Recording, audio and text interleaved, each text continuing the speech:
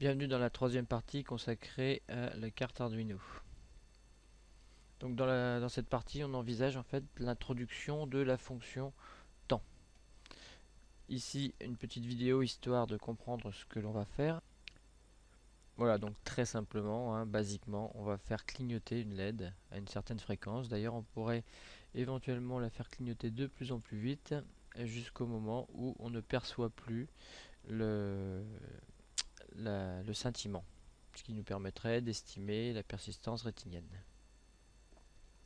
Donc ce que l'on va faire ici, c'est dans un premier temps, on va allumer la LED, puis on va attendre un certain temps, en seconde, on va éteindre la LED, puis attendre de nouveau un certain temps. Et on va boucler comme ceci, de manière éventuellement infinie. Alors si on regarde le montage, c'est exactement le même montage que l'on avait dans la partie 2, avec la LED et sa résistance de protection qui sont montées sur la patte D2 et qui doit se comporter en sortie. Donc le programme ne change pas, on affecte toujours la valeur 2 à la variable LED rouge, c'est un entier et considéré comme constante, donc non modifiable par le programme. Dans la fonction setup, on a toujours la même chose, c'est-à-dire que la fonction pinMode qui permet de déclarer les pattes du microcontrôleur comme étant des entrées et des sorties, ici on va tout simplement dire que LED rouge, donc qui vaut 2, c'est une sortie. Donc le microcontrôleur sait qu'effectivement la patte 2 c'est une sortie. Dans la fonction loop, on va retrouver la fonction digital write qui va tout simplement affecter le niveau bas à la LED rouge. Donc affecter le niveau bas à la LED rouge, ça veut dire que ça fait ceci à l'intérieur du microcontrôleur. On va attendre un certain délai, le délai étant exprimé en millisecondes. Donc ça va faire 600 millisecondes. Et passer ce délai, on va passer à l'instruction suivante qui va tout simplement imposer un niveau haut à la patte D2, donc ça va venir se connecter comme ceci, de façon à venir éteindre la LED. Et enfin, on va de nouveau utiliser la fonction délai, et on va attendre cette fois-ci 40 millisecondes. Alors ici, on utilise, on est en millisecondes, donc 600 millisecondes, ça fait 0,6 secondes, ça va être rapide.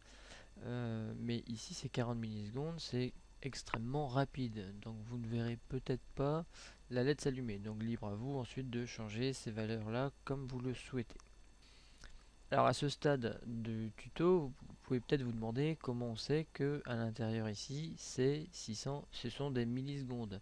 Comment également savoir par exemple que dans Digital Write il faut lui mettre le nom d'une variable et puis lui imposer low ou high.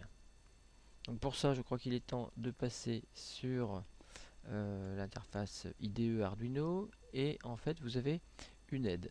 Et dans l'aide, vous avez référence. Donc si vous cliquez sur référence, ça vous ouvre tout simplement un onglet avec votre explorateur et vous allez trouver l'intégrité ou l'entièreté en tout cas de la syntaxe Arduino. Donc si on recherche la fonction par exemple Digital Write, elle est là. Donc je clique, j'ai toute sa description, alors effectivement en anglais. Pareil, on va retrouver la fonction delay, donc ici, delay, et effectivement on est en millisecondes. Alors vous allez me dire, pas de chance, c'est en anglais. Alors en fait, heureusement, il y a un superbe site basé sur l'Orient qui est Mon Club Elec, où la personne se consacre à la à Arduino et puis tout ce qui est électronique numérique. Et si vous allez sur, alors pardon, pour y accéder, c'est mon club ELEC dans l'explorateur de votre choix. Et si vous allez sur la traduction française de la référence Arduino, vous allez arriver sur cette page. Et sur la droite, vous allez tout simplement trouver les rubriques liées à l'Arduino. Donc vous avez la partie pour débuter, langage Arduino classique, et les librairies Arduino. Donc référence standard par exemple ou étendue. Alors, je pense que pour vous dans un premier temps standard ça suffit. Et vous allez retrouver exactement la même chose, Digital Write par exemple, mais cette fois-ci en français avec des exemples de code. Alors par ailleurs, je vous recommande ce site également pour approfondir vos connaissances. Donc retournez sur la page principale de mon club ELEC et ici, sur ce lien, mes pages perso consacrées à l'électronique numérique programmée, vous allez avoir sur votre gauche de nombreux tutos liés à l'Arduino. Donc pour débuter, pour approfondir.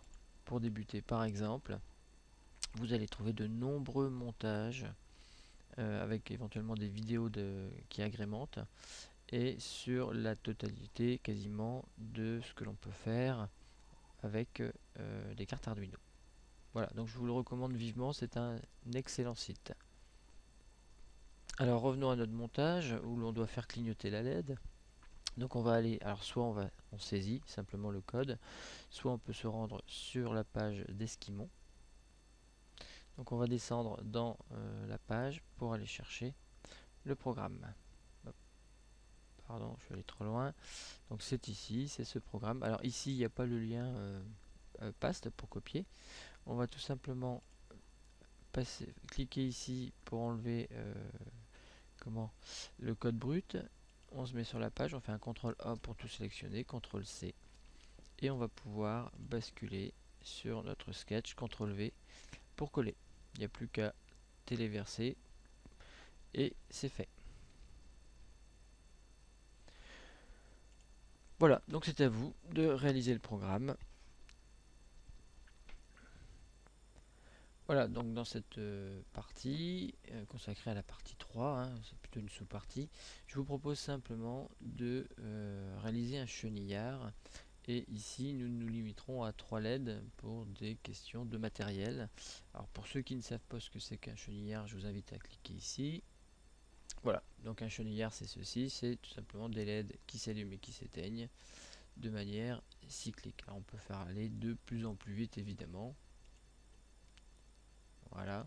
Alors évidemment, c'est tout simplement le programme qui précédait tout à l'heure en utilisant la fonction délai, la fonction temps, et on peut gérer tout simplement le temps d'allumage et d'extinction de la LED pour faire le chenillard.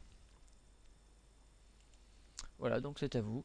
N'hésitez pas à vous aider du site d'Esquimont, où également ils réalisent un chenillard, mais de plus grande envergure.